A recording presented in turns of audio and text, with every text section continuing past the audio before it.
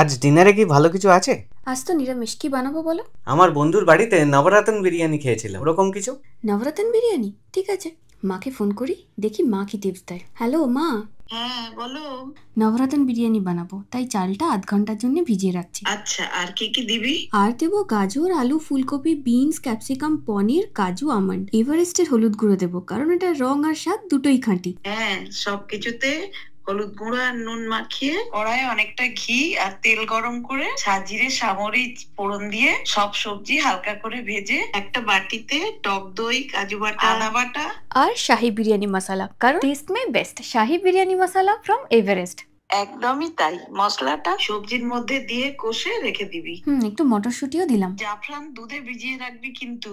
এবার ভাতের জলটা গরম করে নি। তেজপাতা, গরম মশলা, জয়িত্রী, গোটা গোলমরিচ, নুন, ঘি দিয়ে জলটা ভালো করে ফুটে গেলে চালটা দিয়ে ভাতটা একটু শক্ত থাকতে থাকতেই নামিয়ে নিবি কিন্তু।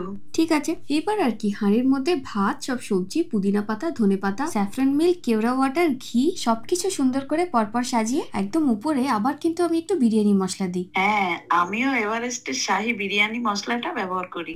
জানি তো। এবার খুব ভালো করে ঢেকে 20-25 মিনিট দমে দিলেই হলো একদম শাহি নবরত্ন বিরিয়ানি তৈরি। বিরিয়ানি কিন্তু একদম ফাটাফাটি। এখন তোমরাও তোমাদের কাছাকাছি দোকান থেকে বা অনলাইন অর্ডার করতে পারো এভারেস্টের সমস্ত মশলা।